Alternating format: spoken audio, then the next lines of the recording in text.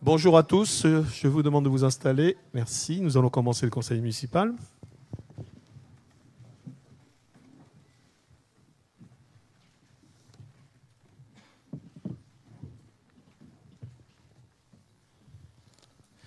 Merci.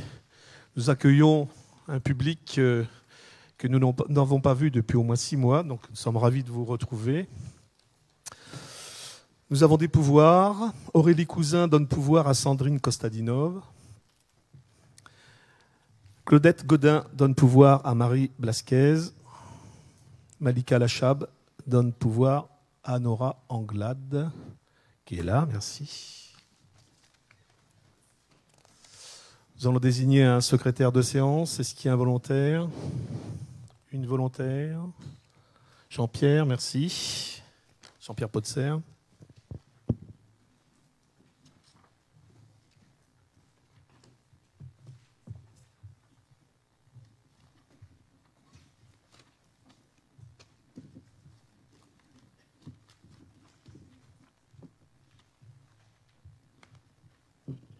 Nous allons commencer par les correspondances reçues en informations diverses.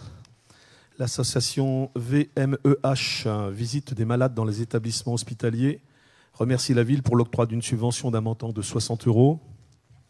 La Société d'aviculture du Cher remercie la ville pour l'octroi d'une subvention d'un montant de 200 €. APF France Handicap remercie la ville pour l'octroi de la subvention d'un montant de 200 €.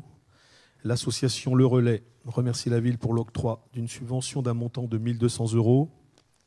L'association Les Affouages remercie la ville pour l'octroi d'une subvention d'un montant de 2 000 €.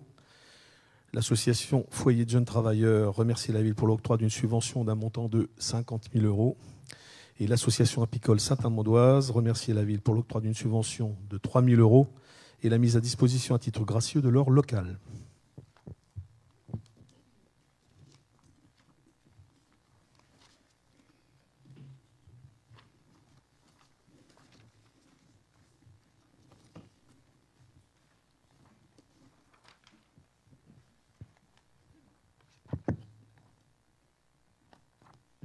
Bien, le rapport numéro 1, c'est l'installation d'un nouveau conseiller, une nouvelle conseillère municipale. Monsieur Benjamin Morini, conseiller municipal, a remis sa démission à monsieur le maire par courrier en date du 2 septembre 2020. Suite à son départ et selon l'article L270 du Code électoral, le candidat venant sur la liste immédiatement après le dernier élu est appelé à remplacer le conseiller municipal de la même liste dont le siège devient vacant pour quelque cause que ce soit. Madame Pascale Bécaud, étant la suivante sur la liste, est appelée à siéger en qualité de conseillère municipale sans que les électeurs soient de nouveau invités à voter. Il est donc demandé au conseil municipal de prendre acte de cette installation. Bienvenue, Pascale.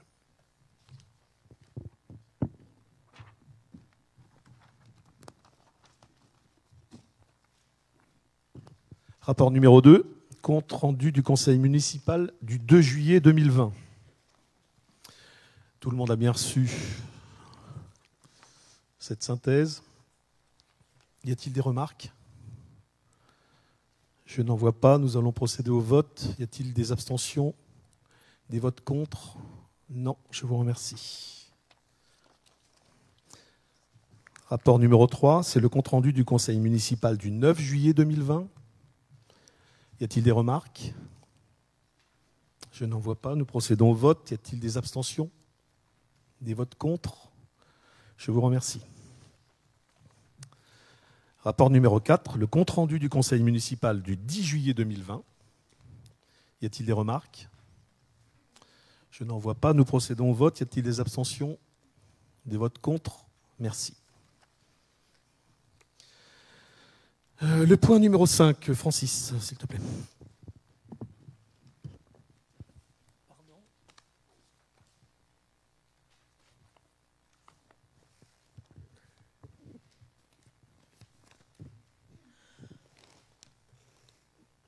C'est compte rendu des décisions prises en application de l'article L 2122-22 du Code général des collectivités territoriales.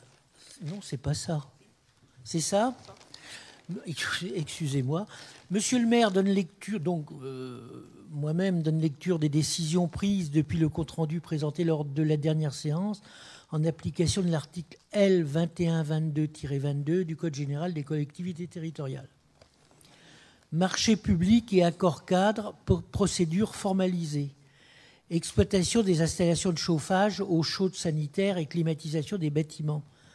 Entreprise Hervé Thermique, dont le siège est à Bourges. Montant hors taxe pour 10 ans à compter du 1er septembre 2020, 1 283 401 €. Marché public et accord cadre, acte modificatif transport urbain, acte modificatif numéro 2, entreprise STI Centre, versement d'une indemnité suite à l'instauration du plan d'urgence sanitaire lié à l'épidémie de Covid-19. 13 000 €, montant de l'avenant. Transport scolaire et périscolaire, acte modificatif numéro 6, entreprise STI Centre, objet versement d'une indemnité suite à l'instauration du plan d'urgence sanitaire lié à l'épidémie de Covid-19, plus prolongation de la durée du marché jusqu'au 31 décembre 2020. 10 000 € TTC, montant de l'avenant. Alors, rapport numéro 5, donc acceptation d'un don d'un montant de 50 € de Madame Marilène Edeline et demande de subvention de 73 598,09 € pour la réfection et l'isolation de la toiture du presbytère auprès de l'État au titre de la dotation de soutien à l'investissement local DECIL.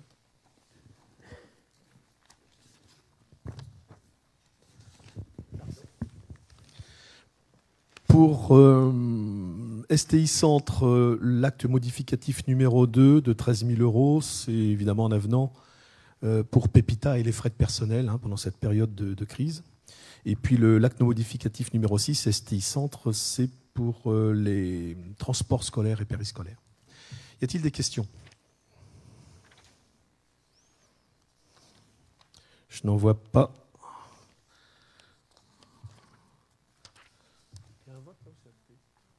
Donc c'est juste pour acter, merci. Le rapport numéro 6, Nora, s'il te plaît. Modification du règlement intérieur du Conseil municipal. L'article L.2121-8 du Code général des collectivités territoriales CGCT prévoit l'obligation pour les conseils municipaux des communes de plus de 3 500 habitants de se doter d'un règlement intérieur qui doit être adopté dans les 6 mois qui suivent son installation. Le conseil municipal a adopté le règlement intérieur lors de sa séance du 9 juillet 2020. Sur les recommandations de la préfecture, il est proposé d'ajouter des précisions dans ce règlement pour le rendre plus exhaustif et notamment préciser la réglementation relative au débat d'orientation budgétaire. Les modifications apportées portent sur les articles 2 et 18 du règlement intérieur. Il est demandé au conseil municipal d'approuver le règlement intérieur modifié envoyé avec la synthèse le jeudi 10 juillet 2020. Bien, les modifications concernent l'article 2 pour la convocation, où il nous était demandé qu'elle soit transmise de manière dématérialisée, ce qui n'était pas précisé, ou contre remise en main propre. Et le point, l'article 18, où il fallait que nous précisions le numéro du décret 2016-841 du 24 juin 2016. Y a-t-il des remarques là-dessus? Je n'en vois pas.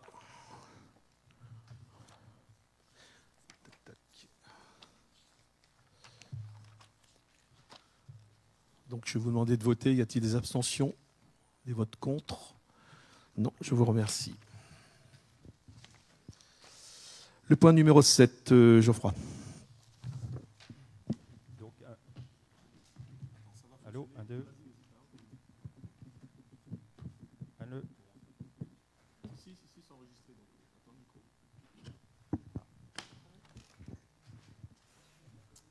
On va y arriver. Hop. C'est bon. Pardon. Alors, élection des membres de la commission d'appel d'offres. Conformément à l'article L. 1414-2 du Code général des collectivités territoriales pour les marchés publics passés selon une procédure formalisée, dont la valeur estimée hors taxe prise individuellement est égale ou supérieure au seuil européen, le titulaire est choisi par une commission d'appel d'offres composée conformément aux dispositions de l'article L. 1411-5. Cette commission est composée du maire ou de son représentant, président, et de 5 membres du conseil municipal élus en son sein. À la représentation proportionnelle au plus fort reste. Il est procédé, selon les mêmes modalités, à la désignation de suppléants en nombre égal à celui des membres titulaires, soit 5. Suite à la délibération du 2 juillet 2020, la préfecture du Cher a informé la collectivité que l'élection des membres titulaires et des suppléants a lieu à la représentation proportionnelle au plus fort reste, au scrutin de liste, au scrutin secret, sauf accord unanime contraire des membres du conseil municipal. 2. Le maire ou son représentant est membre de droit et n'entre donc pas dans le calcul de répartition des sièges. Seuls 5 sièges titulaires et suppléants sont à répartir entre les 3 listes déposées, liste annexée. Si à l'issue du calcul, une liste n'était pas représentée, il convient d'attribuer un siège automatiquement à chaque liste, puis d'effectuer le calcul de la représentation proportionnelle au plus fort reste. Les nominations prennent effet immédiatement et il en est donné lecture par Monsieur le maire, là, moi-même. Il est demandé au conseil municipal de valider la mise en place d'une commission d'appel d'offres à caractère permanent, d'élire les membres de la commission d'appel d'offres, liste envoyée avec la synthèse le jeudi 10 septembre 2020. Derrière, vous avez les 3 listes. Voilà.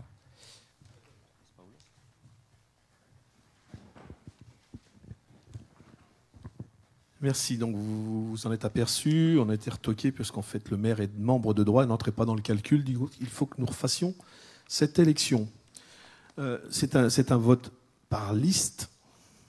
Je peux vous proposer de voter à main levée si vous le souhaitez. Ça évitera de faire... S'il n'y a pas d'objection, ça évitera de promener l'urne. Y a-t-il des objections à ce que l'on vote à main levée? Non. Alors, on va voter à main levée, ce sera plus rapide. Donc, je vous lis la liste du maire. Donc, c'est Jacqueline Champion. En titulaire, Geoffroy Cantat, Jean-Claude Launay, Florence Combe et Sophie Cuinière.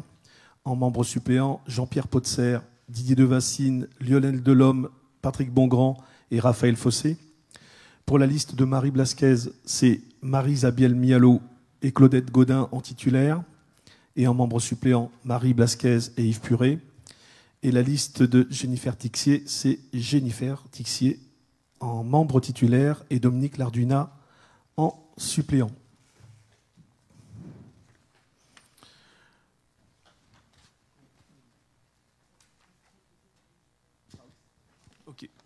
Donc, par liste, on va commencer par voter la liste du maire. Donc, je rappelle, en titulaire, Jacqueline Champion, Geoffroy Cantat, Jean-Claude Launay, Florence Combe, Sophie Cuinière. Et en membre suppléant, Jean-Pierre Potser, Didier Devassine, Lionel Delhomme, Patrick Bongrand, Raphaël Fossé. Y a-t-il des abstentions? Y a-t-il des votes contre? Je n'en vois pas, merci. Maintenant, la liste de Marie Blasquez. En membre titulaire, Marie-Isabelle Mialot, Claudette Godin. Et en membre suppléant, Marie Blasquez et Yves Puré. Y a-t-il des abstentions? Y a-t-il des votes contre? Je vous remercie.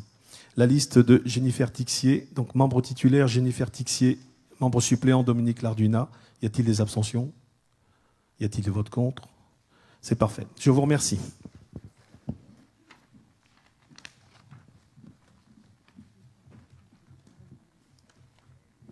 Oui, d'accord. Effectivement, sont élus donc à la commission d'appel d'offres Jacqueline Champion, Geoffroy Cantat, Jean-Claude Launay, Marie-Isabelle Mialot et Jennifer Tixier.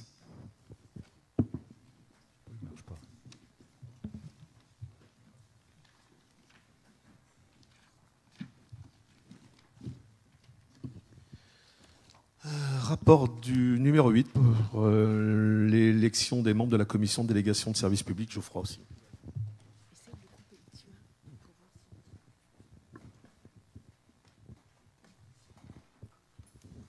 Oh bah écoute, je vais aller au bout. Donc en fait, c'est la même procédure. Donc, élection des membres de la commission de délégation de services publics. Conformément à l'article L 1411-5 du Code général des collectivités territoriales, les communes de plus de 3500 habitants doivent, dans le cadre de la procédure de délégation de services publics, élire la commission qui sera chargée d'ouvrir les plis et d'analyser les offres des candidats. Cette commission est composée du maire ou de son représentant, président, et de 5 membres du conseil municipal élus en son sein, à la représentation proportionnelle au plus fort reste. Il est procédé, selon les mêmes modalités, à la désignation de suppléants en nombre égal à celui des membres titulaires, soit 5. Suite à la délibération du 2 juillet 2020, la préfecture du Cher a informé la collectivité que l'élection des membres titulaires et des suppléants a lieu à la représentation proportionnelle au plus fort reste, au scrutin de liste, au scrutin secret, sauf accord unanime contraire des membres du conseil municipal. Le maire ou son représentant est membre de droit et n'entre donc pas dans le calcul de répartition des sièges. Seuls 5 sièges, titulaires et suppléants, sont à répartir entre les 3 listes déposées, liste annexée. Enfin, si à l'issue du calcul, une liste n'était pas représentée, il convient d'attribuer un siège automatiquement à chaque liste puis d'effectuer le calcul de la représentation proportionnelle au plus fort reste. Les nominations prennent effet immédiatement et il est demandé lecture par Monsieur le maire. Il est demandé au conseil municipal d'élire les membres de la commission de délégation de services publics. Liste envoyée par la synthèse du 10 septembre 2020. Merci. Est-ce que ça fonctionne, Bob? Ok. Même chose que tout à l'heure. Donc, la liste du maire, c'est Jacqueline, en membre titulaire, Jacqueline Champion, Geoffroy Cantat, Jean-Claude Launay, Florence Combe, Sophie Cuinière. Les membres suppléants, Jean-Pierre Potser, Didier Devassine, Lionel Delhomme, Patrick Bongrand, Raphaël Fossé. Liste de Marie Blasquez en titulaire avec Yves Puret et les membres suppléants Claudette Gaudin et Marie-Isabelle Mialot. Liste de Jennifer Tixier, membre titulaire Dominique Larduna, membre suppléant Jennifer Tixier. Je vous propose de voter à main levée comme tout à l'heure. Y a-t-il des objections? Pas d'abstention, pas de vote contre. Ok. Donc nous allons voter pour la liste, pour ma liste. Donc en titulaire, Jacqueline Champion, Geoffroy Cantat, Jean-Claude Launay, Florence Combe, Sophie Cuinière. Membres suppléants, Jean-Pierre Potser, Didier Devassine, Lionel Delhomme, Patrick Bongrand, Raphaël Fossé. Je vous demande de voter. Y a-t-il des abstentions? Des votes contre? Je vous remercie. La liste de Marie Blasquez. Membre titulaire, donc Marie Blasquez, Yves Puret. Membre suppléant, Claudette Gaudin, Marie-Isabelle Mialot. Y a-t-il des abstentions? Y a-t-il des votes contre? Non, je vous remercie. Liste de Jennifer Tixier, en titulaire Dominique Larduna, en membre suppléant Jennifer Tixier. Procédons au vote. Y a-t-il des abstentions? Des votes contre? Non, je vous remercie.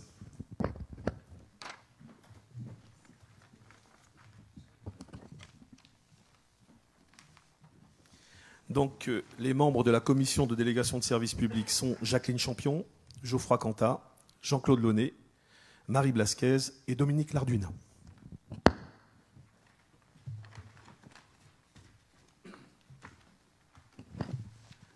Le point numéro 9, l'acquisition d'une parcelle.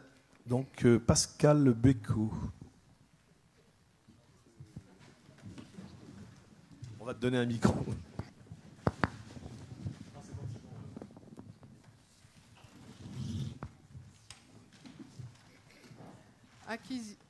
Acquisition d'une parcelle, chemin de Ronde de Moron. Par un courrier en date du 19 novembre 2019, la ville de Saint-Amand-Moron a mis en demeure monsieur et madame Jean-Jacques Cournu, domiciliés à Paris, d'entretenir la parcelle CC 255, d'une superficie de 539 m², située chemin de Ronde de Moron, actuellement en état de friche. Par retour de courrier en date du 22 novembre 2019, M. et Mme Jean-Jacques Cournu ont proposé à la ville d'acquérir cette parcelle. Une proposition d'achat pour un montant de 150 € leur est alors transmise le 20 décembre 2019. Proposition que M. et Mme Cournu ont acceptée le 26 décembre 2019. Cette acquisition s'inscrit dans le périmètre d'étude de l'aménagement du site de Moron. Le montant de la transaction étant inférieur à 180 000 €, il n'est pas nécessaire de solliciter l'avis du domaine. La commission des finances a été consultée sur cette question lors de sa séance du lundi 14 septembre 2020. Il est proposé au conseil municipal d'acquérir la parcelle cadastrée CC 255 d'une superficie de 539 m² située chemin de route de Montrond, au prix de 150 €. Plan envoyé avec la synthèse le jeudi 10 septembre 2020. D'autoriser Monsieur le maire ou son représentant à signer l'acte en la forme d'administrative et les documents s'y rapportant. Merci Pascal. Il y avait un avis favorable à l'unanimité de la commission des finances. Nous allons procéder au vote. S'il n'y a pas de remarques, y a-t-il des abstentions? Des votes contre? Non, je vous remercie. Le point numéro 10, Francis. Acquisition et incorporation au domaine public d'une partie de parcelle, les Petits Fromenteaux. Par un courrier en date du 27 avril 2019, Monsieur et Madame Éric Leclan ont fait part de leur intérêt à céder gracieusement à la commune une partie de leur parcelle cadastrée D 1060 6 les Petits Fromenteaux afin de permettre l'élargissement de la rue Pierre de Coubertin pour desservir les parcelles riveraines. Monsieur et Madame Éric Leclan proposent une cession gracieuse sous réserve que l'agencement d'une nouvelle clôture soit réalisé aux frais de la ville. Par un courrier en date du 17 février 2020, la ville a accepté la proposition à l'euro symbolique ainsi que les frais d'installation d'une clôture. La superficie réelle sera déterminée par le géomètre conformément aux documents d'arpentage réalisés. Les frais seront à la charge de la ville. La parcelle alors détachée, issue de la parcelle D 1060, sera incorporée au domaine public. Le montant de la transaction étant inférieur à 180 000 €, il n'est pas nécessaire de solliciter l'avis du domaine. La commission de finances a été consultée sur cette question lors de sa séance du lundi 14 septembre 2020. Il est proposé au conseil municipal d'acquérir une partie de la parcelle cadastrée D 1060 située les Petits Fromenteaux à l'euro symbolique. Plan envoyé avec la synthèse le jeudi 10 septembre 2020. De classer une partie de la parcelle D 1060 dans le domaine public, d'autoriser Monsieur le maire ou son représentant à signer tous les documents s'y rapportant. Merci. Y a-t-il des remarques? C'était un avis favorable à l'unanimité de la commission des finances. Nous allons procéder au vote. Y a-t-il des abstentions? Des votes contre? Non. Je vous remercie. Le point 11, Francis encore. Donc, cession de terrain, lotissement Les Cégeaux, lot numéro 6. Monsieur et Madame Siméon et Nivoanta Randrianarisson ont manifesté par un courrier en date du 13 août 2020 leur intérêt à acheter au sein du lotissement Les Cégeaux le lot numéro 6, cadastré BK 678, issu de la parcelle BK 633, pour une superficie de 649 m² au prix de 35 € le mètre carré, soit 22 715 €. L'estimation de France Domaine pour la parcelle BK 678 issue de la parcelle BK 633 s'élève à 35 € le mètre carré. Considérant que pour valider la présente cession, l'acte devra être signé impérativement dans un délai d'1 an maximum à compter de la délibération du conseil municipal. Considérant que la commune se réserve le droit de demander la restitution des terrains dans les conditions identiques à celles de la vente au cas où la demande de permis de construire ne serait pas déposée dans un délai de 6 mois à compter de la signature de l'acte, et dans le cas où les travaux de construction au sens de l'article R 424-17 du Code de l'urbanisme ne seraient pas entrepris à l'échéance de 3 années à compter de la date de délivrance de l'arrêté autorisant la construction. Il en est de même si, passé ce délai, les travaux sont interrompus pendant un délai supérieur à 1 année.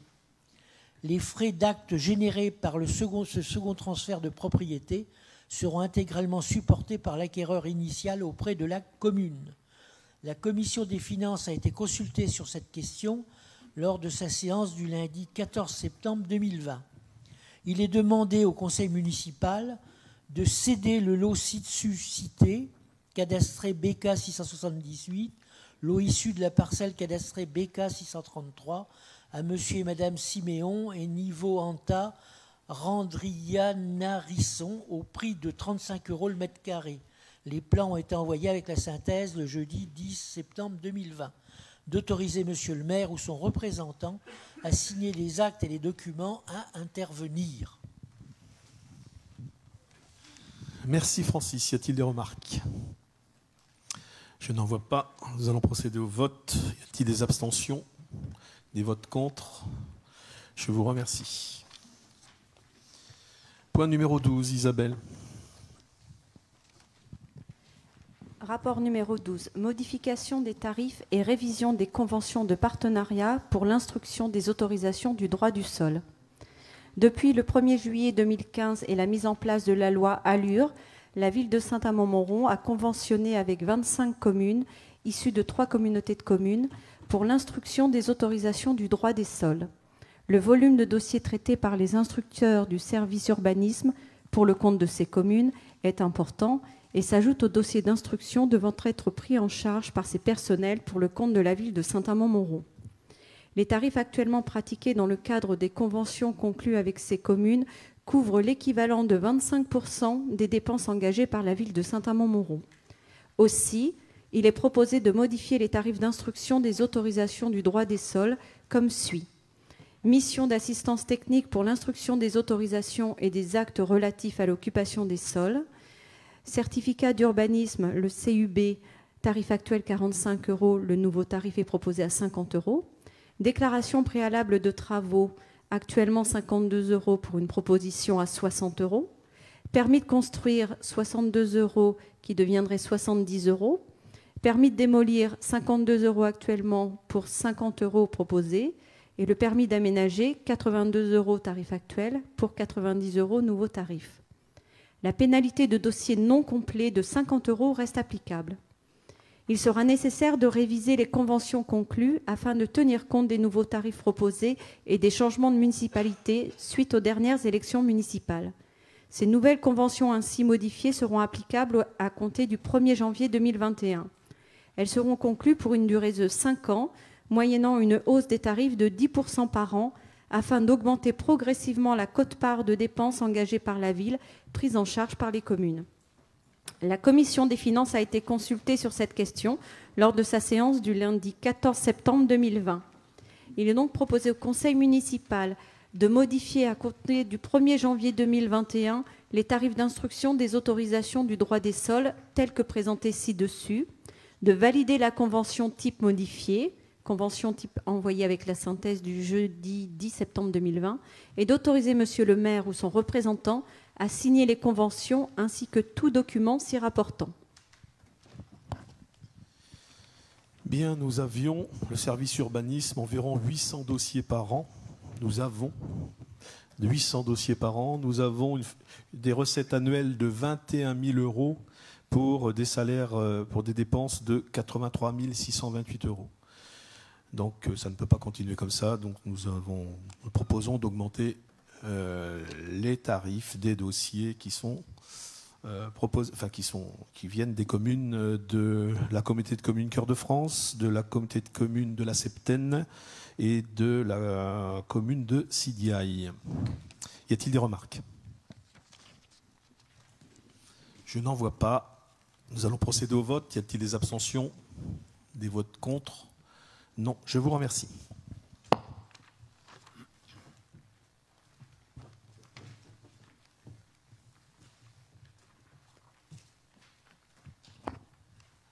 Rapport numéro 13, Geoffroy. Taxe sur la friche commerciale. Proposition de locaux soumis à cette taxe pour l'année 2021. Par délibération du conseil municipal en date du 25 juin 2014, la ville a instauré la taxe sur les friches commerciales applicable à compter du 1er janvier 2015. Pour l'établissement des impositions, le conseil municipal doit communiquer chaque année à l'administration des impôts, avant le 1er octobre de l'année qui précède l'imposition, la liste des adresses des biens susceptibles d'être concernés par la taxe.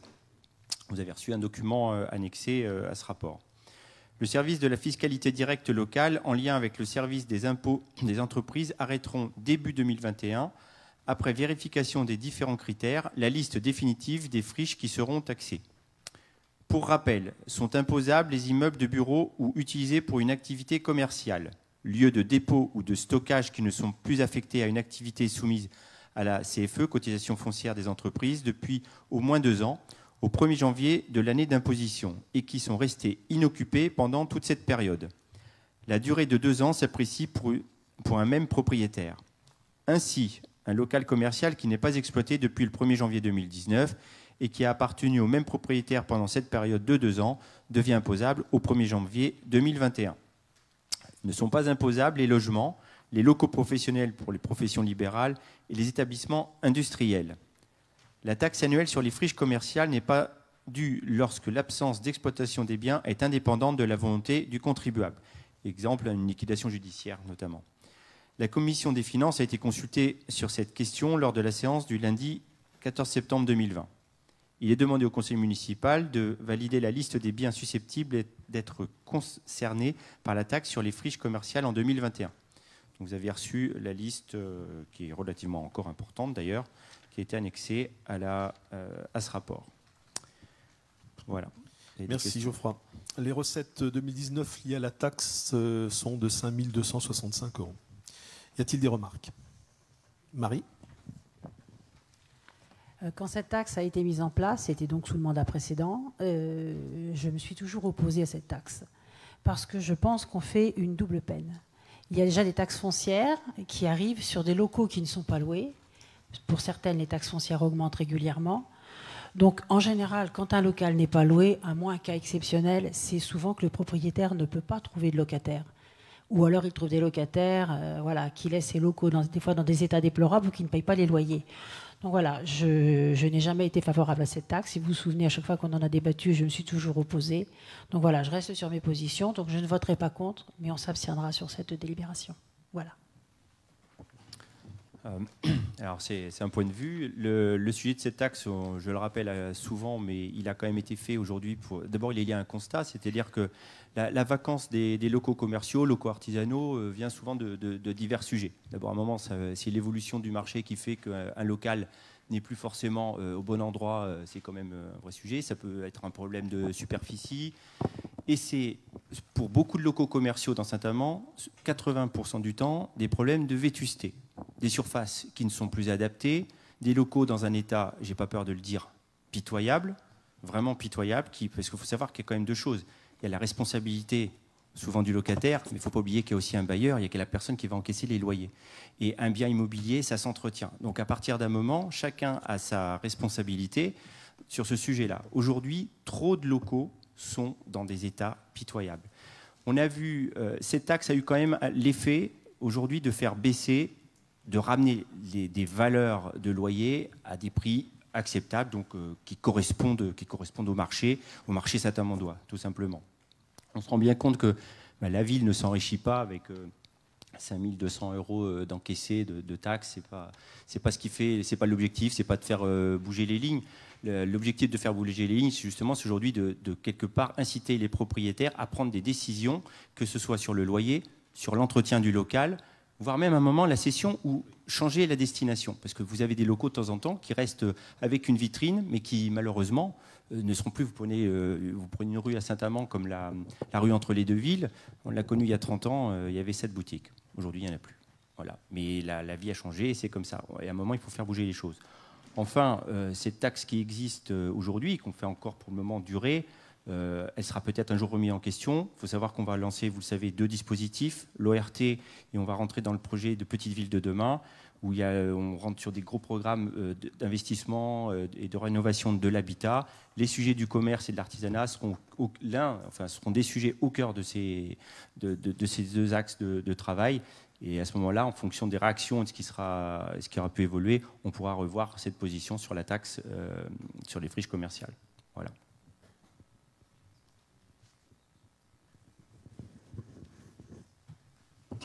Y a-t-il d'autres remarques? Oui, Jennifer? Oui, justement, en prenant en considération le commentaire de Mme Blasquez et le commentaire de M. Quentin, que je trouve très pertinent pour les 2, je pense qu'il faudrait aussi trouver un moyen d'inciter justement ces propriétaires à remettre en état. C'est important de pénaliser parce que laisser à l'abandon, ce n'est pas bien et ce n'est pas bon pour la ville. Mais aussi, il faut, nous, dans notre politique, donner quelque chose d'autre en contrepartie pour inciter. Oui, vous avez raison. Alors, juste pour, à titre d'information, en fait, les dispositifs qui vont être mis en place via l'ORT et opération de revitalisation des territoires, désolé, je bafouille aujourd'hui, et Petite Ville de demain, proposeront des dispositifs justement pour aider à cette rénovation qui parfois peut être lourde. Très bien, y a-t-il d'autres remarques? Nous procédons au vote. Y a-t-il donc des abstentions, Marie? 1, 2, 3, 4. Y a-t-il des votes contre? Non. Je vous remercie.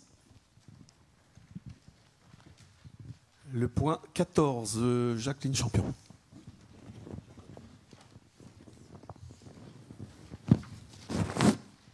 Transfert de propriété d'une section de la RD 6.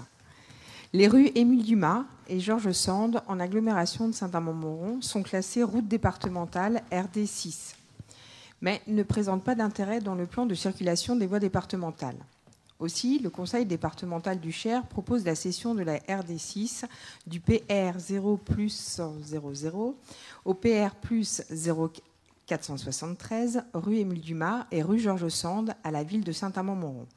Conformément aux dispositions instaurées par l'article L3112-1 du Code général de la propriété des personnes publiques, il est proposé une cession à l'amiable, valant transfert de propriété sans déclassement préalable, les biens étant destinés à l'exercice des compétences de la ville et relevant de son domaine public.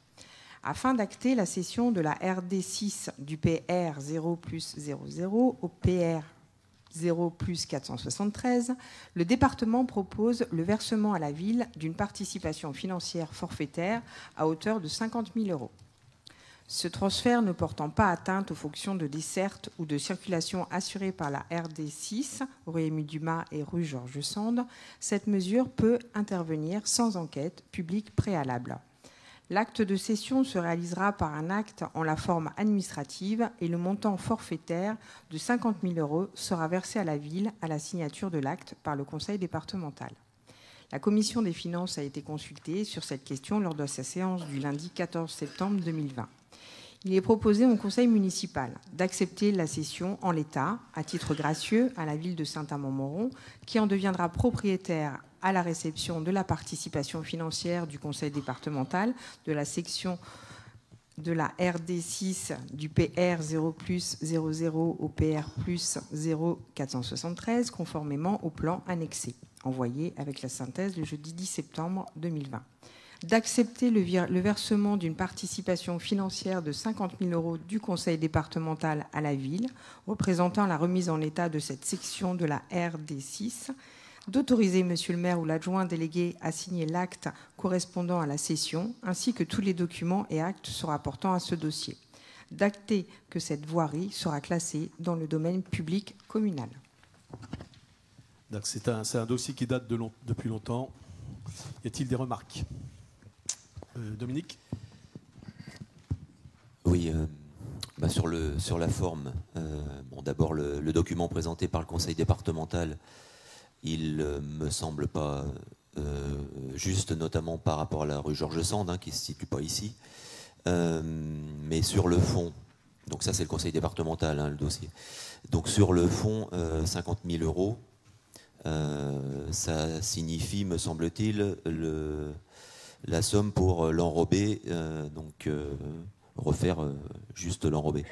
Donc lorsque l'on connaît un petit peu la rue Émile Dumas et notamment la situation des trottoirs, pas uniquement, mais surtout dans sa première partie, je pense que 50 000 €, ça ne comblera pas. Alors je suppose qu'il y a des aides diverses et variées, mais pour autant, je trouve que c'est insuffisant. C'est un déclassement de la route départementale, ça peut se concevoir, mais sur le montant, je mettrais un bémol. Voilà. Pour la rue Georges Sand, je pense que c'est la petite partie qui part, peut-être, hein, de la rue Ernest Mallard jusqu'à la patte d'oie Georges Sand Dumas. Des reclassements, peut y en avoir régulièrement. Le reclassement pouvait être fait également sans les 50 000 euros. Donc Daniel Fouret nous a proposé 50 000 euros pour qu'au moment de la vente, elle puisse être refaite. Effectivement, on peut se faire aussi subventionner, donc je pense que c'est tout à fait raisonnable pour cette partie de route. Y a-t-il d'autres remarques? Je n'en vois pas. Nous procédons au vote. Y a-t-il des abstentions? 2. Dominique Larduna et Jennifer Tixier. Y a-t-il des votes contre? Non, je vous remercie. Le point numéro 15, Didier. Mise en place de fonds de concours en faveur de Cœur de France. Top. Yeah. Mise en place de fonds de concours en faveur de Cœur de France. Reconstruction du pont de fer au-dessus de la Marmande et réfection de voirie.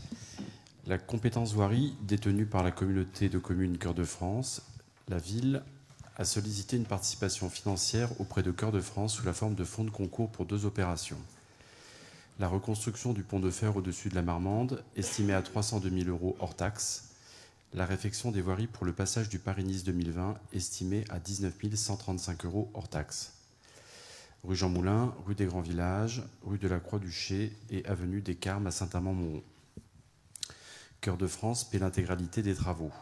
La participation de la ville interviendra dans la limite de 50% des montants définitifs, hors taxes, restant à la charge de Cœur de France, déduction faite des subventions obtenues. À noter que le montant du fonds de concours ne peut être supérieur à la part autofinancée par le bénéficiaire du fonds de concours.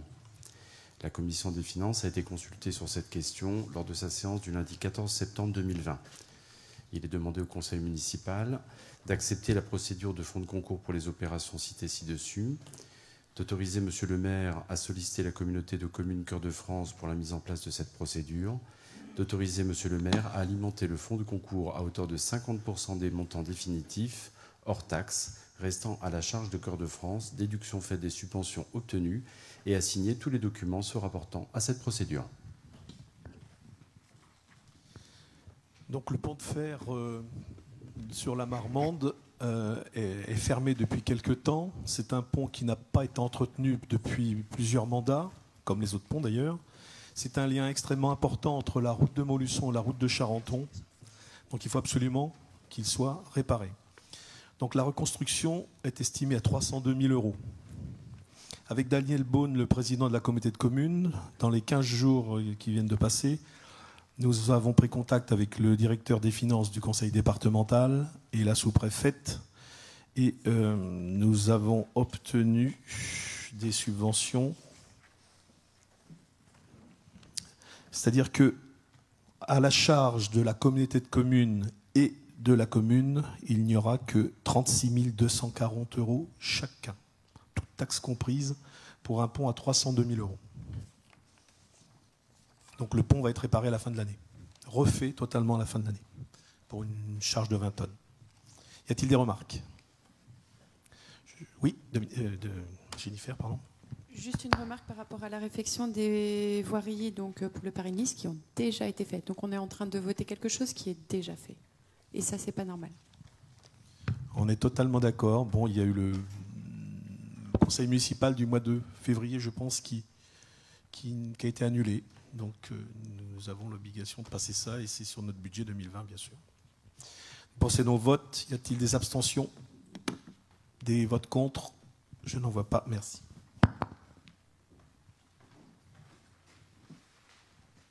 Le rapport numéro 16, Lionel. Convention de mutualisation du service de police municipale de la ville au profit de Cœur de France. La communauté de communes Cœur de France dispose de la compétence aire d'accueil des gens du voyage. Une aire d'accueil provisoire va être aménagée au Fromenteau, sur le territoire de la commune de Saint-Amand-Montrond.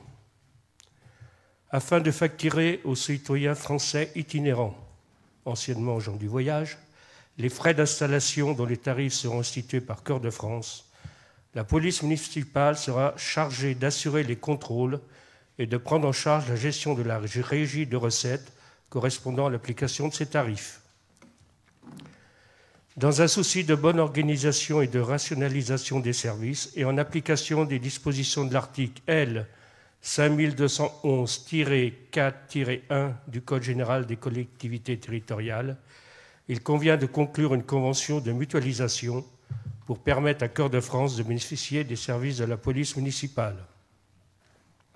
Les temps d'intervention des agents de la police municipale est estimé à environ 14 heures par semaine. La convention sera conclue pour la période du 12 octobre 2020 au 31 décembre 2021 et viendra formaliser les conditions financières afférentes à cette mutualisation de services. L'avis du comité technique a été rendu sur ce point lors de sa séance du 11 septembre 2020. La commission des finances a été consultée sur cette question lors de sa séance du lundi 14 septembre 2020. Il est demandé au conseil municipal de valider la convention de mutualisation du service de police municipale, envoyée avec la synthèse le jeudi 10 septembre 2020, et d'autoriser M. le maire ou son représentant à signer celle-ci, ainsi que tout document s'y rapportant.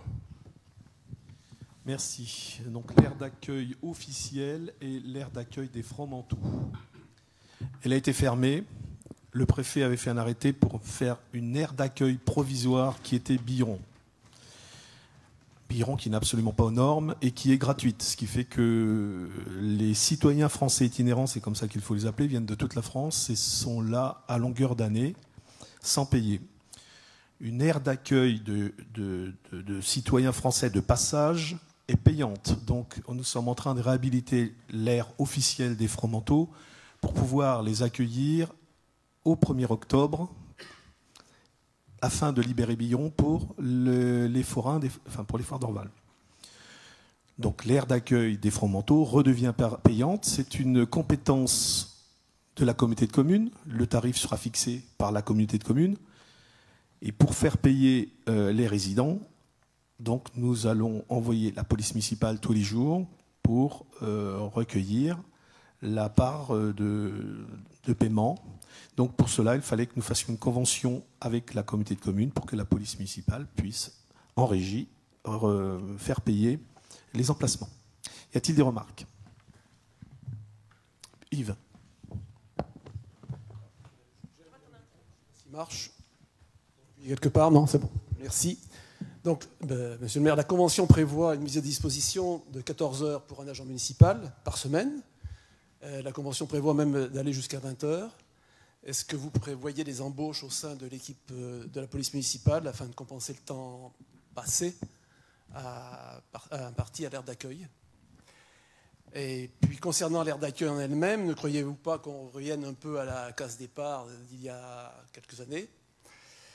Le problème n'est pas résolu et dans quelques années, l'aire d'accueil risque d'être au même état qu'elle l'a été il y a quelques temps, avant qu'elle ne ferme.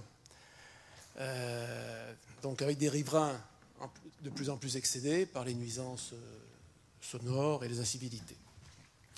Voilà. Est-ce qu'on pourrait savoir le coût de la réhabilitation de l'aire d'accueil, même si c'est une compétence de la communauté de communes? Oui, alors l'aire d'accueil aujourd'hui a coûté 2,7 millions depuis le début. La réfection qui se fait là sur les 15 jours va en coûter en gros 100 000 euros. Va y avoir une aide de l'État. Probablement qu'on la retrouvera peut-être dans un sale état dans peu de temps, mais nous mettons en place un règlement intérieur qui sera une charte qui sera signée par les locataires ou les personnes qui s'installeront temporairement. Et à chaque fois, avec ce règlement intérieur, lorsqu'il y aura quelque chose, ce sont des citoyens français, donc ils devront respecter les règles en tant que citoyens. Et à chaque fois qu'il y aura quelque chose qui n'ira pas, eh bien, il y aura des sanctions jusqu'à l'expulsion. Pour l'instant, nous n'avons pas besoin d'embaucher au sein de la police municipale parce que ça va être temporaire. Il faut savoir que donc, vous parliez de l'aire d'accueil des Francs-Manteaux et du voisinage. Donc il y a une pétition effectivement qui a été faite, est-ce que je comprends bien, avec Daniel Beaune, le président, nous avons reçu les pétitionnaires, pas les signataires, mais les pétitionnaires, Nous avons pris des engagements. Il y aura de la vidéoprotection sur le site, pas sur le site d'aire d'accueil, mais aux alentours. Nous allons mettre des ralentisseurs. Et l'emplacement total de l'aire d'accueil est de 30 places doubles, donc ça fait 60 caravanes. En accord avec le préfet, nous le descendons à 15 places doubles, donc 30 caravanes. Et nous fermons la moitié de l'aire d'accueil, c'est-à-dire que nous neutralisons toute la partie arrière des habitations. Donc l'installation se fera au plus loin dans le camp et nous allons renforcer la sécurisation des riverains par des grillages qui empêcheront qu'ils se rapprochent au mieux de leur propriété. Donc ça, c'est un accord qui a été pris avec les riverains. Donc je pense avoir répondu à toutes vos questions. Oui. Est-ce que les occupants de l'aire d'accueil de Virlay sont considérés comme citoyens français itinérants ? On ne les appelle plus des gens du voyage, c'est la loi, ce sont des citoyens français et itinérants. J'y suis allé hier. Je parlais de l'aire d'accueil de Virlay. Ah, Virlay. Ah non, ben Virlay. Ah oui, pardon. Non, c'était une blague. Oui, je vois. Excuse-moi. Effectivement. J'étais parti sur Billon. Non. Bon. Oui, ok, merci. Y a-t-il d'autres remarques? Oui, Jennifer. Oui, justement, par rapport aux remarques qui ont été faites, est-ce qu'il a été pensé de se mettre en contact avec les associations du terrain, justement pour faire le lien entre la mairie, les habitants, la municipalité, et toutes ces personnes-là, pour essayer d'avoir un dialogue constructif? Je suis allé sur le terrain, j'ai le dialogue constructif. J'y suis allé hier, j'ai rencontré toutes les familles, toutes. Ce sont des familles, ce ne sont pas des individuels, des familles de 5, 7, 9 caravanes. Donc, mais je ferai appel à la personne que vous pensez, parce que je pense bien travailler avec elle, parce qu'elle est très efficace. Je pense qu'il faut travailler avec les forces vives qu'on a sur le terrain, justement pour essayer de faire en sorte que le problème trouve une solution positive. Et pour en revenir à ce que vient de dire, c'est vrai que moi, ça me pose encore question, le fait qu'on demande une cotisation aux gens du voyage et que cette aire d'accueil des camping-cars à Virlay soit gratuite. C'est à mettre aussi en parallèle.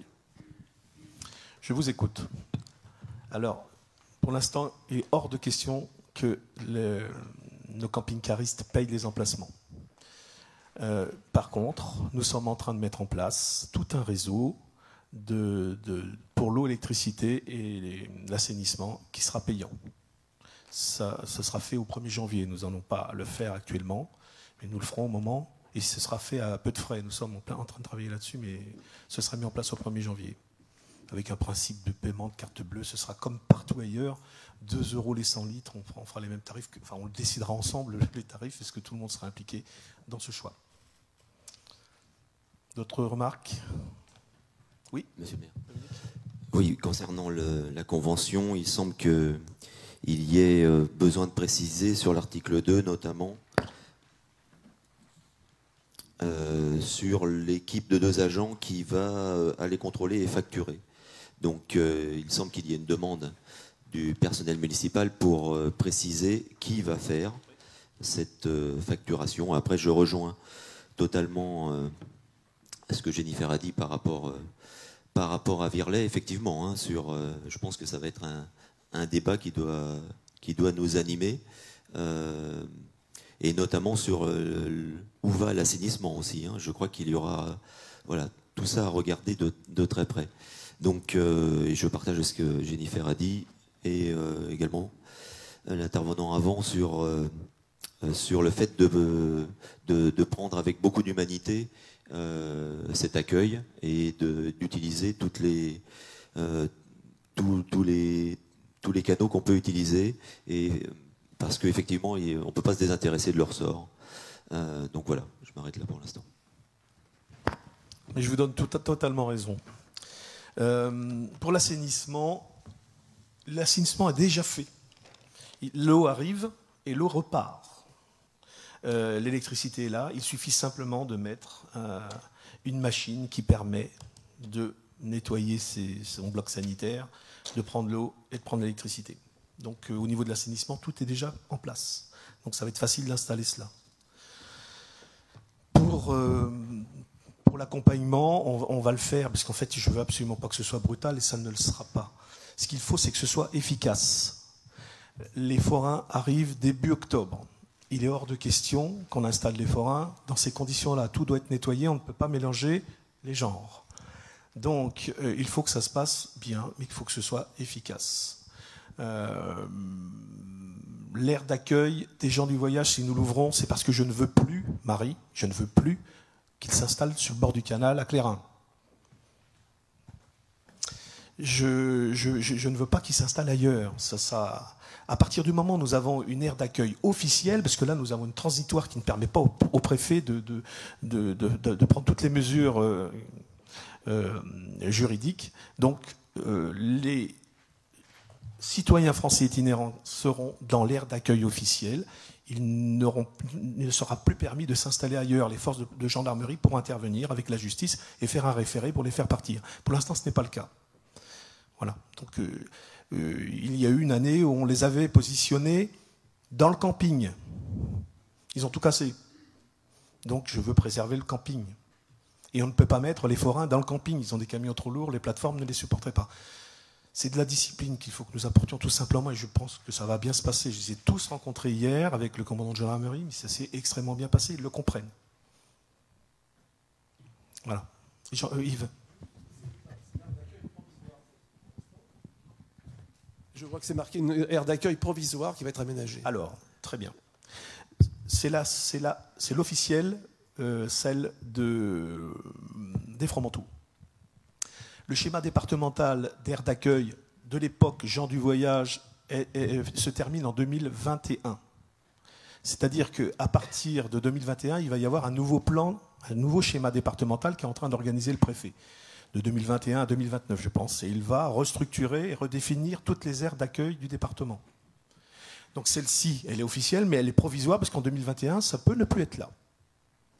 Il faudra, avec le préfet, que nous définissions un autre emplacement, ou le même emplacement, mais le schéma départemental 2021 décidera des nouvelles aires d'accueil. Voilà pourquoi elle est officielle, mais transitoire, parce que ça risque de changer en 2021.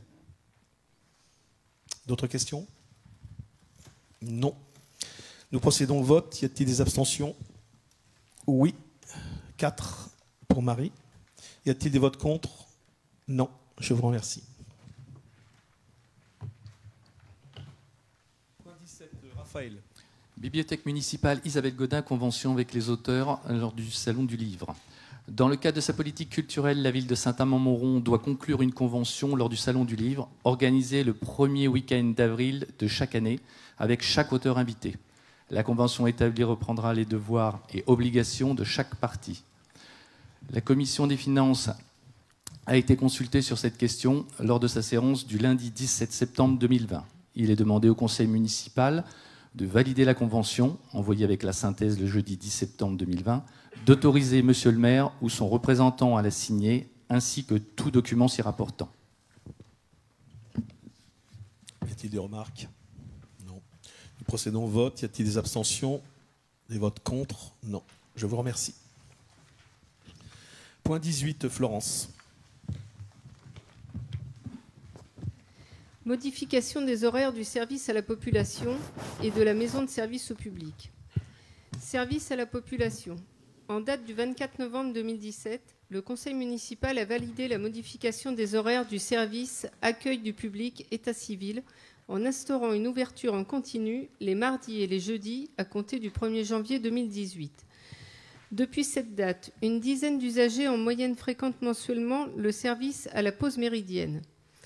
La mobilisation d'agents du service sur cette amplitude horaire n'étant pas justifiée et dans le but d'optimiser le service rendu au public, il est proposé les horaires suivants.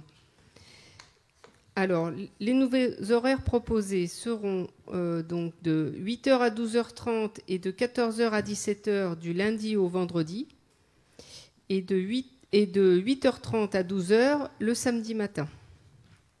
Donc ça pour le service à la population. Maison des services au public. Depuis son ouverture le 1er avril 2019, la maison de service au public pratique des horaires différents du service à la population. Il est proposé d'adapter les horaires de la maison du service au public de façon à ce qu'ils soient plus cohérents par rapport aux horaires habituellement pratiqués dans les services d'accueil, tout en veillant à respecter le temps de travail hebdomadaire des personnels qui y sont affectés et à maintenir des horaires d'intervention en continu, comme demandé dans le cahier des charges des maisons de service au public. Cela permettra de faciliter l'appropriation par les usagers des différents horaires des services.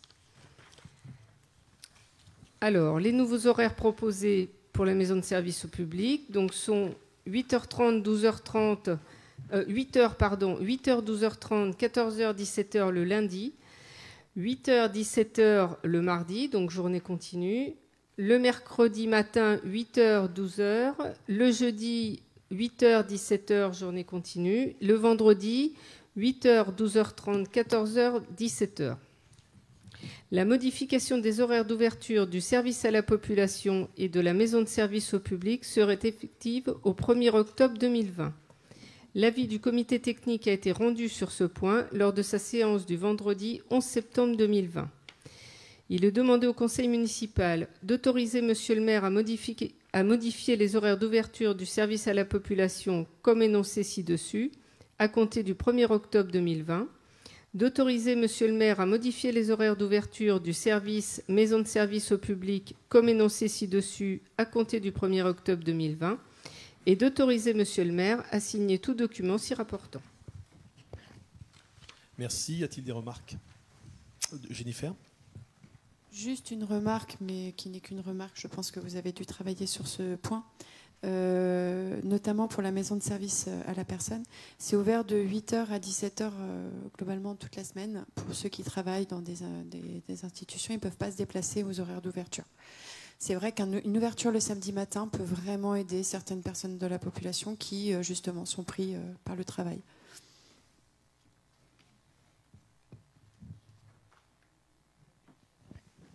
Tous les autres jours, c'est ouvert entre midi et 2. Ça semble satisfaisant.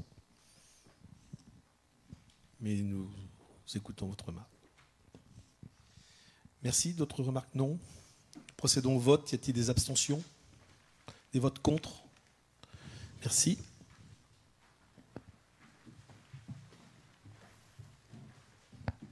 Le point 19, Jean-Pierre Potser.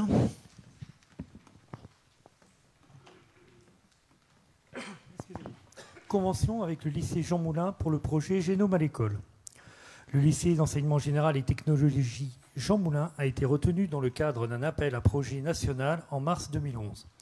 Pour participer au projet Génome à l'école,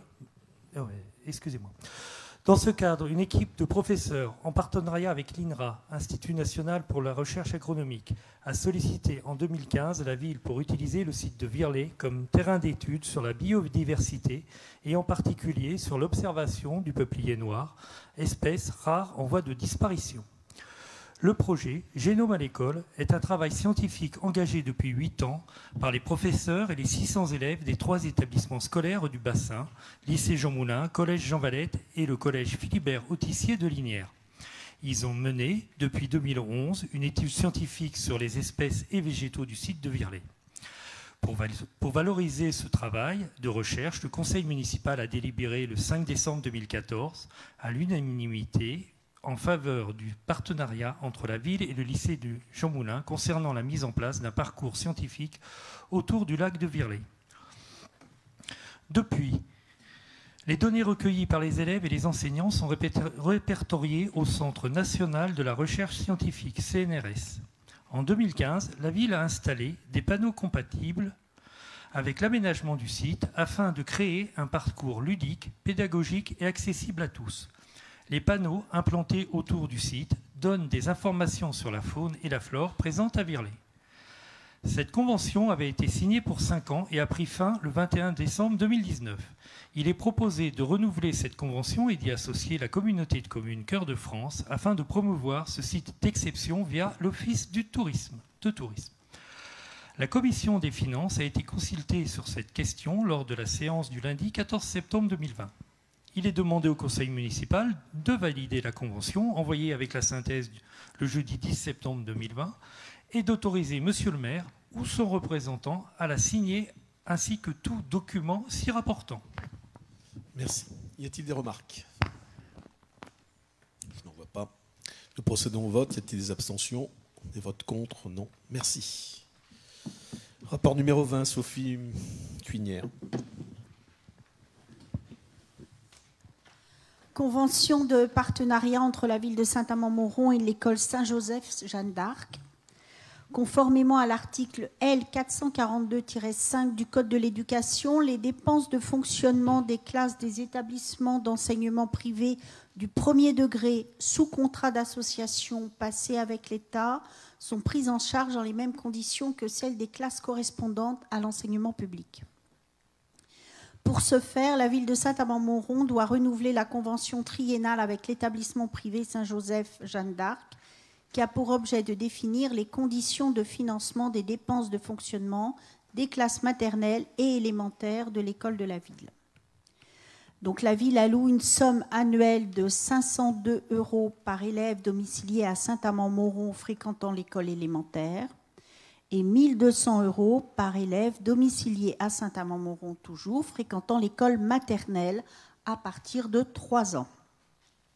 Il est entendu que le nombre d'élèves sera communiqué par l'école dans un état récapitulatif afin de procéder à 3 versements trimestriels en octobre, en février et en juin. La commission de finances a été consultée sur cette question lors de la séance du lundi 14 septembre 2021. Il est donc demandé au conseil municipal de valider la convention de partenariat formalisant les conditions de financement par la ville des dépenses de fonctionnement des classes maternelles et élémentaires de l'école Saint-Joseph Jeanne d'Arc. La convention a été envoyée avec la synthèse du jeudi 2 septembre 2020.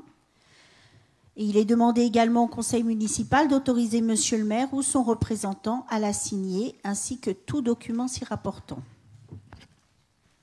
Merci Sophie. Y a-t-il des remarques de Dominique?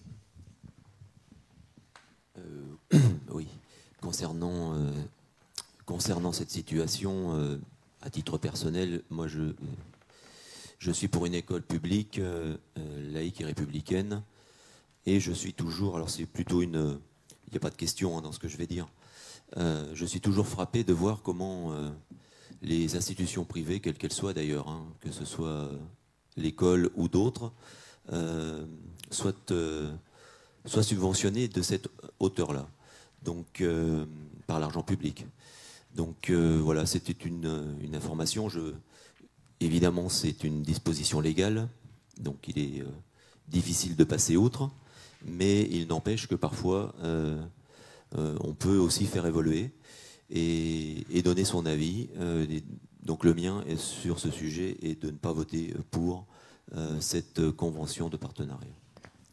Ok, effectivement, c'est la loi, donc on n'y peut rien. Il faut voir ça avec l'Assemblée nationale. Y a-t-il d'autres remarques? Oui, Yves. Si les enfants qui sont dans les écoles privées étaient dans les écoles publiques, ça coûterait encore aussi cher à la ville. Ça coûterait la même somme, puisque c'est une mesure d'équité. Donc l'un dans l'autre, il n'y a pas de...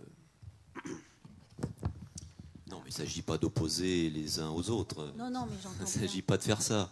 Il s'agit de dire que dans l'école publique et dans l'école à Saint-Amand, il y a, on sent bien des difficultés. Il n'y a pas, par exemple, de cantine scolaire dans les établissements publics de Saint-Amand, dans tous les établissements publics élémentaires et primaires. Donc, c'est des choix qui sont faits aussi. Et me concernant, je pense qu'il y a des choix qui sont faits et qui envoient plus facilement les enfants vers l'enseignement privé que vers l'enseignement public. Donc, je ne partage pas cette vision de l'enseignement. Alors j'ai fait la rentrée scolaire à Saint-Joseph, Jeanne d'Arc cette année. Je ne suis pas convaincue que ce soit qu'un problème de cantine. Alors nous en avons une cantine au Buissonnet, la seconde est en construction, elle sera mise en service au cours de l'année scolaire. On fait pour le mieux et dans cet esprit d'équité qui n'est pas seulement un esprit légal, il faut faire autant pour tous les enfants scolarisés à Saint-Amand. Donc nous faisons le nécessaire pour qu'il n'y ait pas de différence entre tous les enfants de Saint-Amand, peu importe le choix de leurs parents. Je crois que c'est un droit qu'on leur doit. Et je suis comme toi, comme vous, pour une école républicaine. Tout le monde sait que je fais partie de l'éducation nationale, donc je ne vais pas vous dire le contraire. Le caractère d'équité est très important pour moi. C'est une valeur forte. Et c'est une valeur forte aussi également pour nous tous membres du conseil municipal. Donc l'équité entre tous les enfants scolarisés à Saint-Amand, c'est quelque chose de très fort dans notre esprit de vouloir faire en sorte que ces écoles fonctionnent au mieux et pour tous, de la même façon. Francis ? Je voudrais rajouter quelque chose en me référant à mes anciennes fonctions. Ce n'est pas une option, hein, c'est une obligation. Et quand une commune oublie cette obligation, d'abord, il y a une intervention auprès du préfet. Si l'intervention du préfet auprès de la commune en question n'intervient pas, c'est direction le tribunal administratif. Et là, le tribunal administratif condamnera, c'est-à-dire que la commune devra payer, mais elle pourra être aussi avoir, pas une amende, le tribunal administratif ne peut pas d'amende, mais elle pourra faire indemniser l'école en question. Donc ça serait non seulement le tarif, mais plus une pénalité. Merci, Jennifer. Oui, moi je me pose la question de savoir si effectivement, donc là c'est l'argent que nous on a décidé d'allouer à ces personnes-là, pour chaque élève dans ces écoles. Et c'était à hauteur de ce qui est donné pour l'école publique. Exactement pareil. Exactement pareil pour les enfants de primaire ou de maternelle. D'accord. On s'est aligné sur le coût que chaque enfant nous coûte à l'école. Mais je pars du principe aussi que les parents qui ont décidé de mettre leur enfant en enseignement privé savent que c'est un enseignement privé, savent qu'ils vont avoir une cotisation. Donc en fait, on n'est pas sur un principe d'équité, puisque le principe est que un enfant donc, qui va en école privée aura l'argent public qui est alloué par la municipalité, plus l'argent qui est dédié, qui est payé par les parents. Donc en fait, on n'est pas du tout sur un principe d'égalité. Et donc ça veut dire que finalement, nos élèves de public ont moins de finances pour apprendre que les élèves qui sont dans le privé. Les instituteurs ou les professeurs sont payés par l'éducation nationale. Au même tarif. Voilà. Les professeurs de quelle école vous parlez ? Public et privé, puisque c'est une convention d'association. C'est un contrat.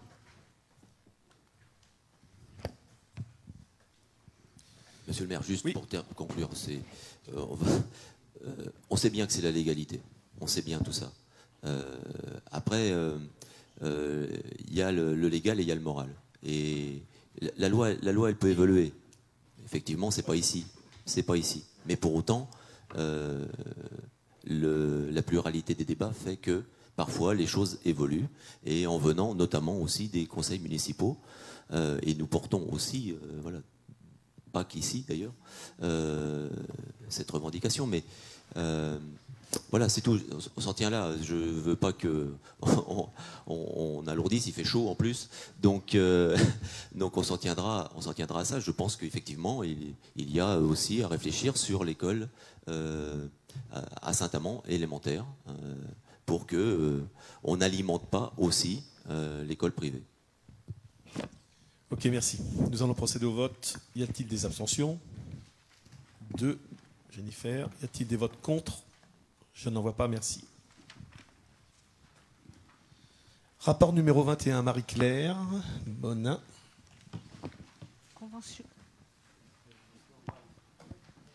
Convention entre la ville de Saint-Amand-Montrond et les foyers Bernard Fagot, APEI, de Saint-Amand-Montrond. La ville de Saint-Amand-Montrond souhaite mettre à disposition des foyers Bernard Fagot, APEI, les locaux du centre d'éducation routière municipale ainsi que son animateur en vue d'une sensibilisation aux règles de circulation selon le code de la route auxquelles sont soumis les cyclistes, de la découverte du bon fonctionnement mécanique d'un vélo, Ainsi, les résidents des foyers Bernard Fagot APEI pourront appréhender plus favorablement les déplacements urbains. Cette convention aura pour but de définir les conditions logistiques et de financement des interventions. La commission de finances a été consultée sur cette question lors de sa séance du lundi 14 septembre 2020. Il est demandé au conseil municipal de valider la convention, document envoyé avec la synthèse le jeudi 10 septembre 2020, d'autoriser monsieur le maire ou son représentant à la signer, ainsi que tous les documents s'y rapportant. Merci. Y a-t-il des questions, des remarques? Je n'en vois pas. Procédons au vote. Y a-t-il des abstentions? Des votes contre? Non, je vous remercie. Point numéro 22, Philippe Marme.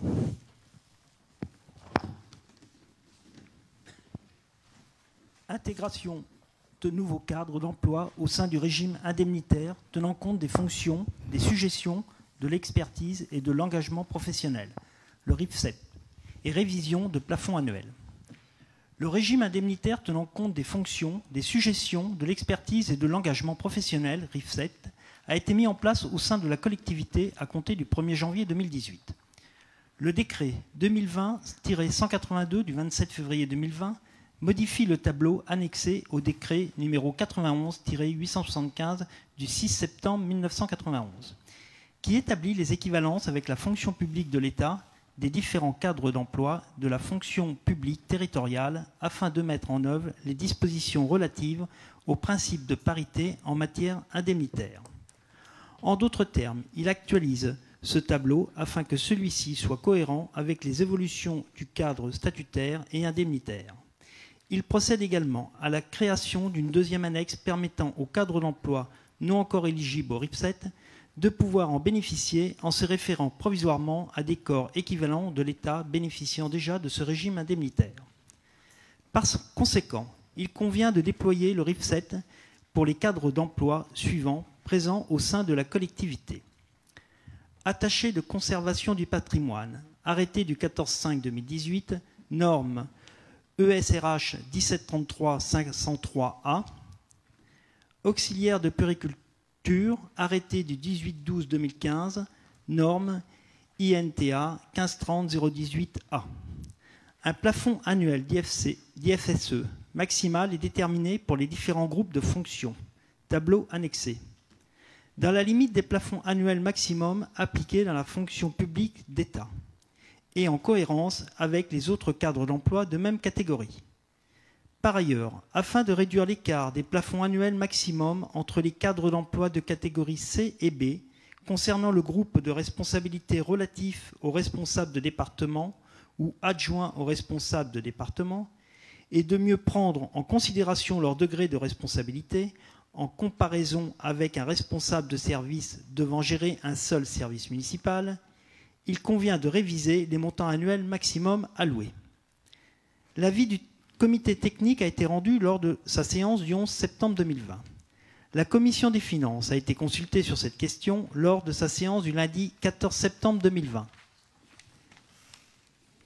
Il est demandé au conseil municipal d'autoriser monsieur le maire à déployer les nouveaux cadres d'emploi au RIFSEP à compter du 1er octobre 2020 selon les modalités ci-dessus, tableau envoyé avec la synthèse.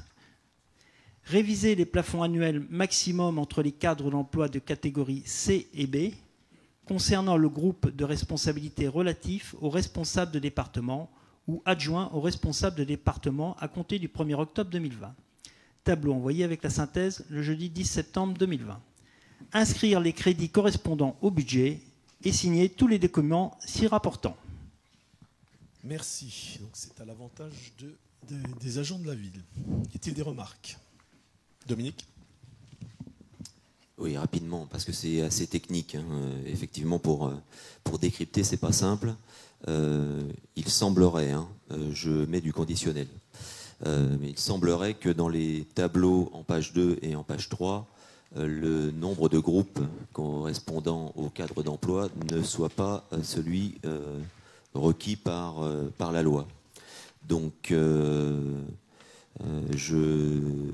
je mets ça en débat. Donc, il semblerait que pour le groupe des rédacteurs, il n'y ait pas le nombre de... dans le tableau, hein, il y a 4 lignes. Hein. Donc il semblerait que ce ne soit pas 4, mais 3 et 2 pour le cadre d'emploi des adjoints administratifs, pardon, en page 3. Donc c'est une demande qui est faite par des membres du personnel. Donc voilà. Nous n'avons pas eu de remarques de la préfecture précédemment, donc nous sommes sur les mêmes bases, mais nous allons vérifier vos informations. Y a-t-il d'autres remarques? Non. Nous procédons au vote. Y a-t-il des abstentions? Des votes contre? Je vous remercie.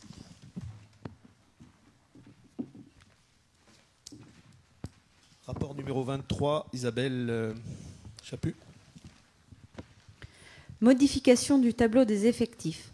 Suite à des modifications intervenues dans les services, il convient de mettre à jour le cadre des emplois en ajustant les effectifs aux besoins réels de la collectivité. En suppression de postes, un poste de rédacteur, promotion interne non obtenue, un poste d'adjoint administratif principal de 2e classe à compter du 1er décembre 2020, avancement de grade, 4 postes d'adjoint administratif à compter du 1er décembre 2020, avancement de grade, un poste d'agent de maîtrise à compter du 1er décembre 2020, avancement de grade, 2 postes d'adjoint technique principal première classe à compter du 1er décembre 2020, sont des promotions internes, 5 postes d'adjoint technique à compter du 1er décembre 2020, avancement de grade, un poste de professeur d'enseignement artistique de classe normale à compter du 16 novembre 2020, modification du volume horaire, un poste de professeur d'enseignement artistique de classe normale à 12h30 par semaine, c'est la modification du volume horaire.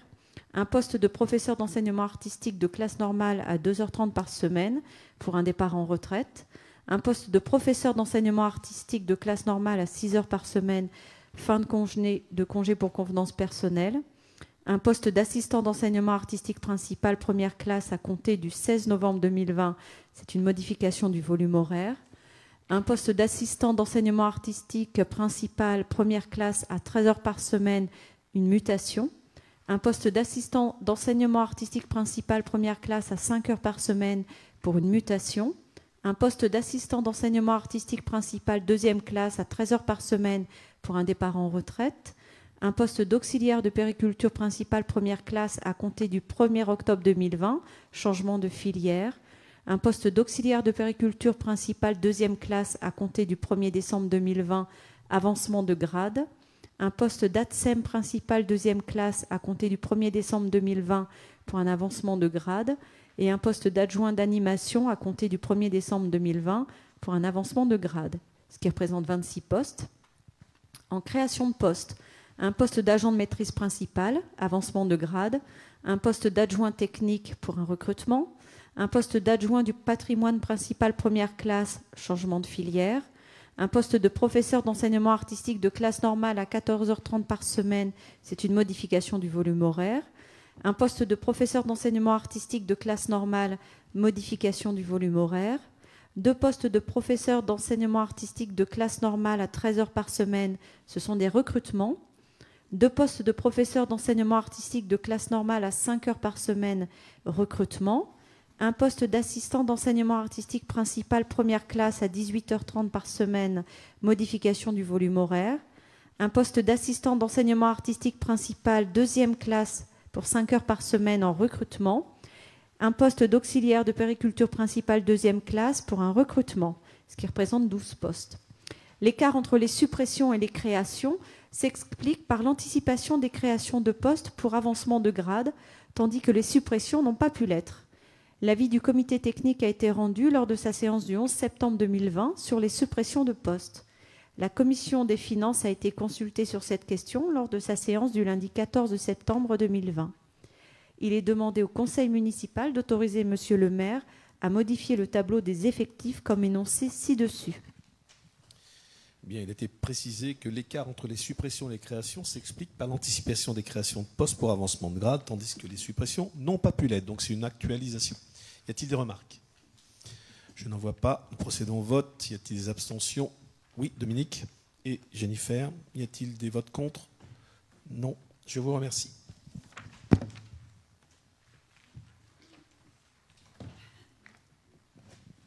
Rapport numéro 24, Catherine Pirer.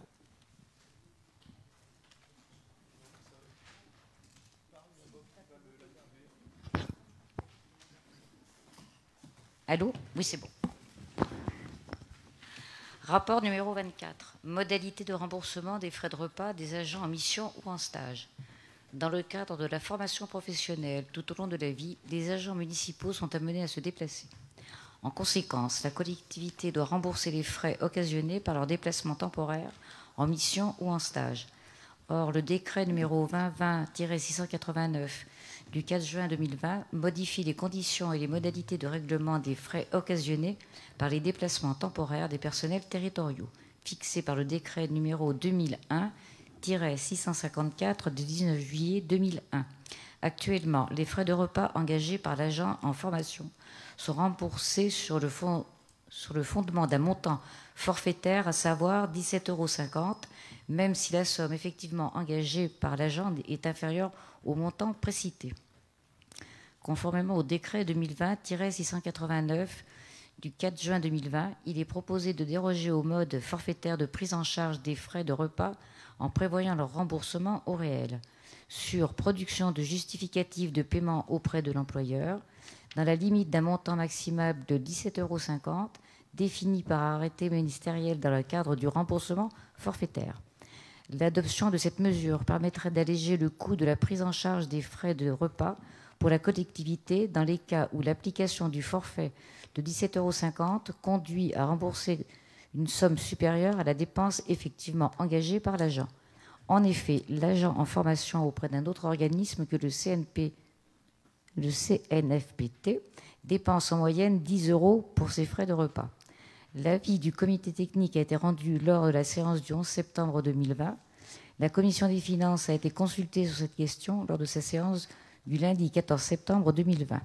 Il est demandé au conseil municipal de valider la mise en place d'un remboursement au réel des frais de repas des agents en mission ou en stage, comme énoncé dessus, à compter du 1er octobre 2020. Et d'autoriser M. le maire ou son représentant à signer tous les documents s'y rapportant. Merci. Y a-t-il des remarques? Dominique? Oui, sur ça, bon, pareil, pas faire trop long, mais pour nous, c'est une réduction des droits des agents en mission ou en stage, hein, puisque jusqu'à maintenant, ils étaient remboursés 17,50 € et maintenant, ça ne sera plus le cas, obligatoirement. Donc, je trouve que c'est faire des comptes, parce que ça ne va pas concerner finalement grand monde, et beaucoup de jours beaucoup de frais de repas a priori, mais bon, il s'agit quand même d'un signal qui ne nous semble pas aller dans le bon sens, de réduire un peu plus les droits des agents municipaux. Donc sur ce sujet, nous ne voterons pas pour. Ok, c'est un décret. Il y a un avis favorable à l'unanimité de la commission des finances et un avis favorable à l'unanimité des deux collèges du comité technique. Nous allons procéder au vote. Y a-t-il des abstentions? Y a-t-il des votes contre? De Dominique et Jennifer. Merci. Le point 25, Tony Jung. Admission en non-valeur de produits irrécouvrables et de créances éteintes. Du fait de l'état des produits irrécouvrables dressé par le comptable public, suite à l'émission de titres de recettes en l'encontre d'usagers pour des sommes dues sur le budget principal de la ville, certains titres demeurent impayés malgré les diverses relances de la trésorerie.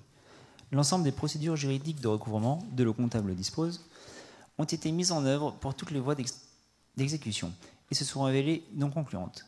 Ainsi, M. le Trésorier demande d'admettre en non-valeur ces créances. Par ailleurs, d'autres créances sont réputées éteintes suite à une procédure de surendettement avec effacement de la dette ou pour clôture avec insuffisance d'actifs. La commission des finances a été consultée sur cette question lors de la séance du lundi 14 septembre 2020.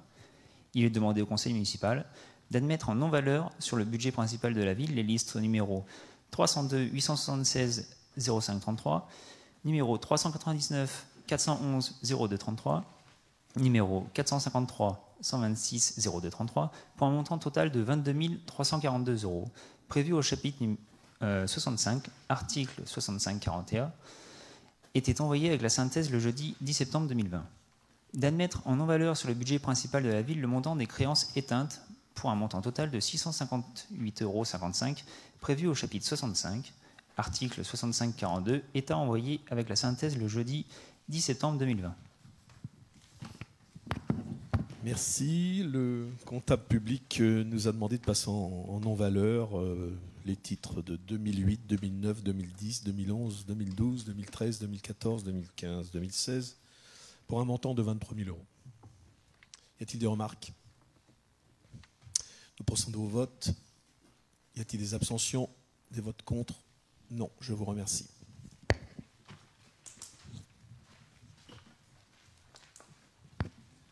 Rapport numéro 26, Pauline. Subvention 2020 aux associations, actualisation. Dans le cadre du budget 2020, le Conseil municipal a attribué le montant des subventions aux associations.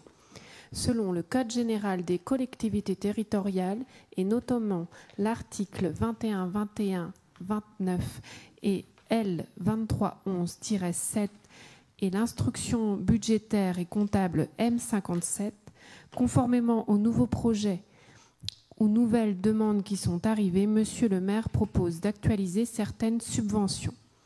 Du fait que le club nautique Saint-Amandois n'a pas été en capacité de poursuivre en 2020 les activités à Virlay, la subvention allouée doit être diminuée en accord avec le président de l'association. Pour le secours populaire, il s'agit de participer à l'acquisition d'un véhicule réfrigéré.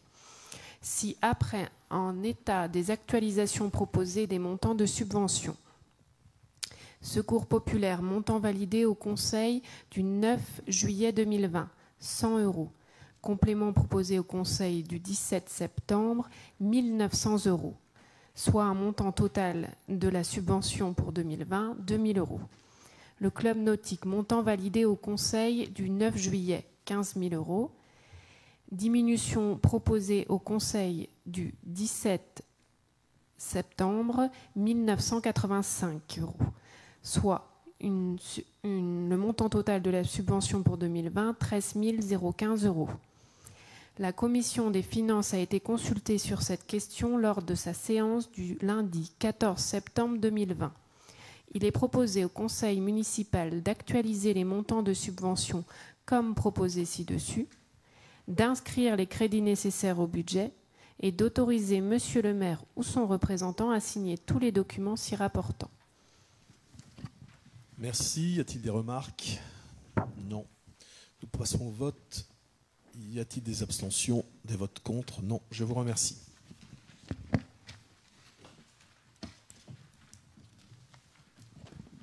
Rapport numéro 27, Jean-Claude Launay.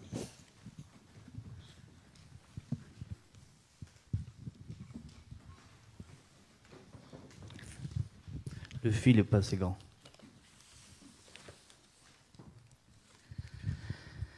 Rapport annuel de l'activité Cinéode Somarep. La loi Mazot numéro 95-127 du 8 février 1995, modifiant la loi Sapin numéro 93-122 du 29 juin 1993, ainsi que l'article L 1411-3 du Code général des collectivités territoriales, en application de la loi numéro 2002-1 du 2 janvier 2002, oblige les concessionnaires à produire chaque année un rapport permettant aux collectivités délégantes d'apprécier les conditions d'exécution du service public. Dès la réception de ce rapport, son examen est mis à l'ordre du jour de la prochaine séance du Conseil municipal. Les rapports d'activité 2019 suivants vous ont été communiqués. Le rapport d'activité de la société Cinéode, concessionnaire du cinéma. Le rapport d'activité de la société Somarep, concessionnaire des foires et marchés. Il est demandé au Conseil municipal de prendre acte de la communication de ces rapports envoyés avec la synthèse le jeudi 10 septembre 2020. Comme tout rapport d'activité, je vous demande de prendre acte. Merci. Donc le conseil municipal, tous les points sont faits. Vous ne partez pas, il y a effectivement le registre à signer. Merci.